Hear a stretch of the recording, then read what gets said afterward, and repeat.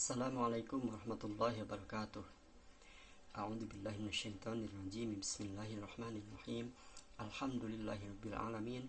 Wassalatu wassalamu ala asyrafil anbiya'i wal mursalin sayyidina Muhammadin wa ala alihi wasallam. Alhamdulillah kita bisa berjumpa kembali dalam kegiatan ngaos online. Walaupun masih belum bisa bertatap muka, masih menggunakan media online, tapi mudah-mudahan ini tetap dicatat sebagai penggugur kewajiban kita, yaitu mencari ilmu, dan dicatat sebagai amal kebaikan.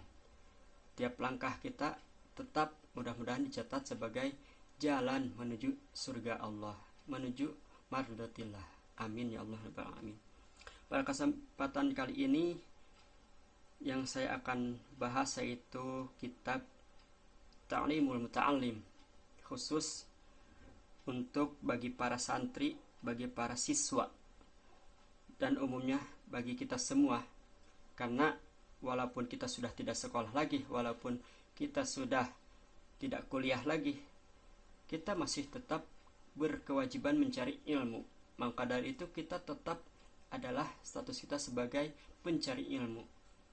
Nah, karena status kita sebagai pencari ilmu, maka wajib bagi kita untuk mencari tahu bagaimana, apa jalan menuju ilmu itu, agar kita sampai ya kepada ilmu itu. Karena banyak yang mencari ilmu tapi tidak pernah berhasil mencari ilmu. Kita misalkan, kita sudah bertahun-tahun dari mulai PAUD 1 atau 2 tahun, kemudian TK 1 atau 2 tahun, kemudian SD 6 tahun, SMP 3 tahun, SMA 3 tahun, bahkan kalau ada yang sampai kuliah S1 4 tahun, S2 2 tahun, dan seterusnya. Coba kita renungi, ilmu apa yang sudah kita dapat? Apakah ilmu kita yang sudah kita dapat bisa kita amalkan? Apakah ilmu yang sudah kita dapat bisa bermanfaat untuk orang lain, untuk diri pribadi, dan apakah kita bisa mengajarkannya? Ya.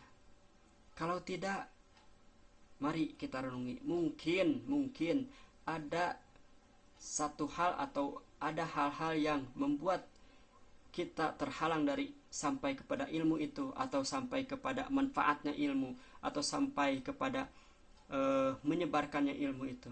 Kenapa kita tidak bisa? Nah, mari kita bahas sedikit demi sedikit dalam kitab Ta'limul Muta'allim ini. Karena kitab ini benar-benar bermanfaat bagi kita, khususnya untuk yang mencari ilmu. Maka dari itu, mudah-mudahan dengan jalan ini kita akan sampai menjadi seseorang yang dianjurkan oleh Rasulullah, yaitu ada 4 kun: aliman, jadilah ulama. Kalau kita tidak mampu, au muta'aliman, atau jadilah seorang pelajar, jadilah seorang pencari ilmu, ya, jadi santri, jadi siswa, jadi mahasiswa. Atau kalau kita masih tidak mampu karena mungkin biaya atau waktunya gak ada, au mustami'an, maka jadilah pendengar. Salah satunya dengan ini kita mendengarkan kajian-kajian, terutama dari ilmu-ilmu yang benar-benar ada sumbernya, gitu. Bukan ilmu yang hanya dari buah pemikiran seseorang, apalagi seorang itu yang tidak tahu arahnya, tidak tahu silsilah keilmuannya, ya. Dan kalau mungkin waktu kita ternyata gak punya waktu atau gak punya media untuk menjadi mustami, tapi untuk zaman ini mungkin ya sepertinya, kecuali karena nafsu, ya mungkin kita tetap gak mau jadi mustami, karena pengajian ada di mana-mana, lewat apa banyak, gitu. Tapi kalau emang kita masih tetap gak bisa jadi mustami, Rasul kasih pilihan au muhibban, ya udah jadilah pecinta ilmu, pecinta ahli ilmu. Misalkan kita gak mau dengerin ceramah, tapi kita menyumbang makanannya, ya, menyumbang alatnya, menyumbang tempatnya, lokasinya, dan sebagainya.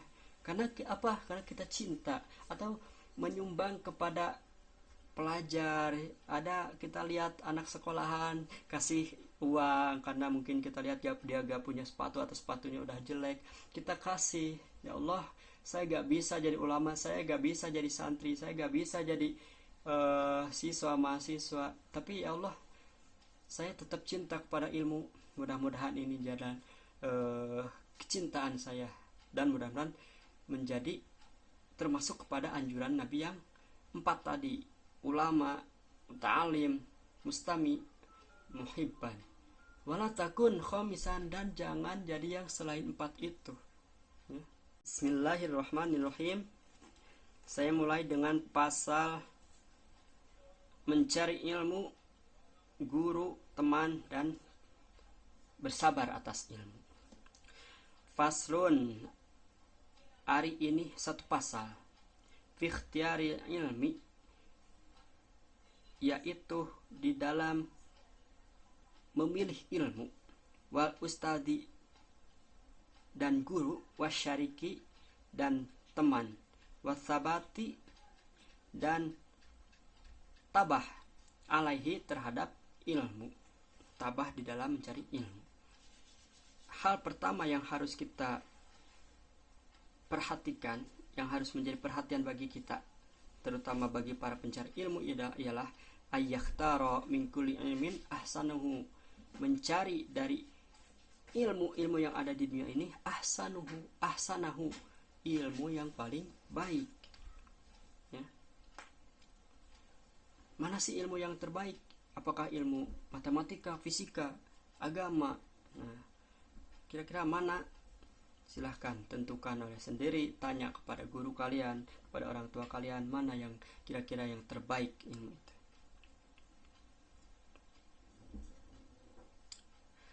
Wama, dan kepada perkara. Ya, perkara yang kedua yang harus diutamakan, yang harus dipilih ialah ma yahtaju, apa-apa yang dibutuhkan, ilaihi, kepada ma itu, fi amri dinihi, dalam perkara agamanya. Ya, jadi yang pertama, ilmu itu harus yang terbaik. Yang kedua adalah yang harus kita utamakan, yang harus kita pilih adalah ilmu yang berkaitan dengan perkara agama. Jadi yang pertama tadi adalah ilmu yang akan dibutuhkan pada saat ini, seperti sholat, karena sholat itu kan tiap waktu ada, setiap sehari semalam ada 5 waktu, maka itu yang pertama wajib kita cari ilmu tentang sholat, misalnya, itu misal ya. Kemudian perkara yang kedua yang wajib kita cari, yang harus kita pilih adalah ilmu yang wajib tapi belum wajib saat ini, tapi di hadapan nanti akan menjadi wajib. Semisal ilmu tentang haji, kita saat ini tidak sedang berhaji, maka belum wajib mencari ilmunya, tapi belum wajib mencari ilmunya, tapi nanti akan menjadi wajib, maka itu yang harus dipilih setelah ilmu yang wajib saat ini. Kemudian zakat kita belum wajib saat ini karena belum mampu kan, mau zakat apa gitu kan. Ramadan juga masih belum datang. Wa yuqaddima, dan ilmu yang harus pertama atau yang harus didahulukan untuk dicari atau untuk dipilih ialah ilmu tauhid, yaitu ilmu tauhid. Ya. Kenapa ilmu tauhid? Karena awwalu wajibin alal insani ma'rifatun ilahi bistiqoni. Perkara pertama yang wajib bagi seorang insan ialah mengetahui siapa Tuhannya. Sehingga kita tidak mungkin tahu siapa Tuhan kita kalau kita tidak pernah belajar ilmu tauhid. Maka itu yang pertama harus dicari.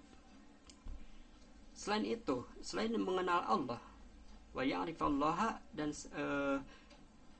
mengenal Allah bidalili, selain hanya mengenal Allah, kita harus mengenal Allah itu dengan dalil, dengan buktinya. Jangan sampai nanti kita ada yang berkata kepada kita, wah Tuhan itu gak ada, mana buktinya. Nah, kalau kita tidak tahu ilmunya, kita tidak tahu dalilnya, bagaimana kita mau menjawab hal itu kan? Allah itu ada di mana?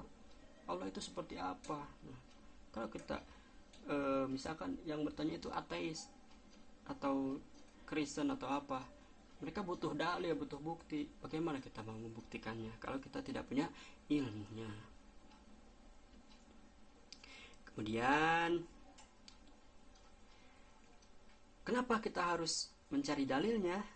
Dijelaskan lagi di depan, fa inna imanal muqallidi, maka sungguhnya iman orang yang hanya taklid, yang hanya ikut-ikutan. Ya mungkin kita termasuk lah ya. Kita itu Islam, ada yang hanya karena orang tua aja kita Islam. Jadi kita ikut Islam itu kan. Itu kan iman taklid, iman kita tidak kuat. Makanya tidak jarang orang yang dengan hanya dikasih mie instan sudah pindah iman, karena itu imannya itu iman hanya taklid kan, tanpa ilmu. Nah, lakin walaupun iman orang yang taklid itu sah, lakin yakun athiman, tapi dia menjadi dosa. Sebab apa? Bitarkil istidlali, dengan meninggalkan mencari dalilnya itu tadi. Nah, maka walaupun kita iman kita mungkin karena orang tua Islam kita jadi Islam, orang tua iman kita jadi iman, tapi sah, itu sah, iman kita sah, tapi kita akan berdosa, yaitu apabila kita tidak mau mencari ilmu, kita tidak mau mencari dalilnya. Sebab apa menjadi dosa?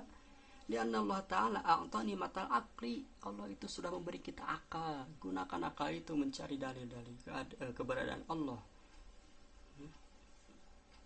Jangan sampai seperti apa ya, seperti satu golongan yang mungkin ateis begitu, mereka aneh gitu kan, tidak menggunakan akalnya itu, tapi tidak bisa menemukan Tuhan gitu. Nah, Allah telah memberikan nikmat akal kepada manusia, yastadillah bihi, agar bisa mencari dalil keberadaannya, ala wujudhi, ya, keberadaan Allah wa wahdatihi, dan agar bisa mencari dalil atau agar bisa membuktikan atas keesaan Allah. Kemudian wayahtaro, dan memilih al-atid, ilmu itu ilmu yang paling apa ya, hebel itu apa ya, yang paling tua. Ilmu itu harus yang paling tua, yang paling, kalau sumbernya itu mungkin carilah ulama yang paling dekat kepada zaman Rasulullah ya, itu yang harus kita cari ilmu. Jangan ilmu-ilmu yang sekarang datang baru-baru itu kan, karena banyak ini, kita jangankan di luar Cianjur, di Cianjur aja banyak golongan-golongan kan, itu golongan-golongan baru, tiba-tiba ada golongan ini. Nah, itu jangan sampai kita mengambil ilmu dari orang-orang itu, apalagi orang-orang yang maaf ya, tidak pernah menyentuh ranah pesantren sama sekali. Itu aduh, ilmunya ya bukan berarti merendahkan, tapi ilmu itu kan harus ada silsilah keilmuan. Kita dapat ilmu itu dari siapa? Dari guru kita itu dapat ilmunya dari siapa? Dari gurunya. Nah, kalau di pondok pesantren itu ada silsilahnya gitu kan. Ajengan kita di pesantren tertentu itu pernah pesantren di pesantren anu. Nah, pendiri pesantren anu itu pun pernah pesantren di ulama siapa. Nah, itu ada silsilah ke atas, sehingga akan sampai kepada Rasulullah. Nah, ilmu itu yang harus kita ambil. Maka yuk, lebih baik kita ngaji kitab lah. Kitab itu karangan para ulama yang jelas silsilah keilmuannya. Jangan hanya mengaji terjemahan sih, kalau menurut saya gitu ya. Kalau terjemahan itu kan sudah beda lagi makna, karena terjemahan itu adalah lebih ke pendapat si penerjemah sebetulnya. Ada masukan-masukan dari penerjemah itu sendiri gitu kan. Jadi kalau saya boleh sarankan, ambillah kitab-kitabnya, kitab kuningnya gitu kan. Ngaji kepada ulama langsung gitu kan. Atau seperti inilah pengajian seorang guru ngaji kita itu menerangkan dari kitabnya. Nah, itu mungkin sedikit pembahasan karena masih panjang sebetulnya pembahasan. Cuman kita sedikit demi sedikit itu adalah mengenai tata cara memilih ilmu. Jadi kita ambil kesimpulan yang pertama adalah ilmu itu harus ilmu yang dibutuhkan, harus ilmu yang dibutuhkan saat ini juga, apalagi ilmu yang wajib, misalkan ilmu tentang tata cara salat juga tidak akan sah kalau pakaian kita kotor, kalau diri kita belum suci, maka wajib kita wudhu, karena salat tidak sah dengan wudhu. Maka itulah kewajiban kita mencari, yang pertama harus kita cari, yaitu tentang fikihnya, tentang ilmu wudhu.